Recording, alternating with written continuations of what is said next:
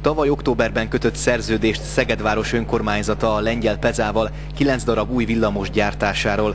Mivel a járművek hozzátartoznak majd a városképhez, bevált gyakorlat, hogy a hasonló beruházásoknál valamilyen formában kikérik a lakók véleményét. A leggyakoribb az, hogy a színről lehet valamilyen szavazást tartani.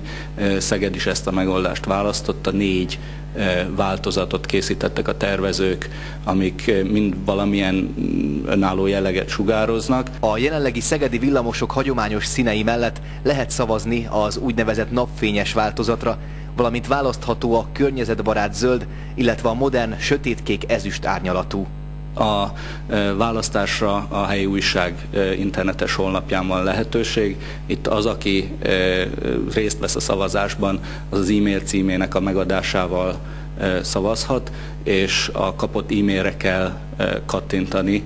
Így biztosítható az, hogy mindenki csak egyszer szavazzon. A voksolás március 11-én kezdődött és április 15-éig tart.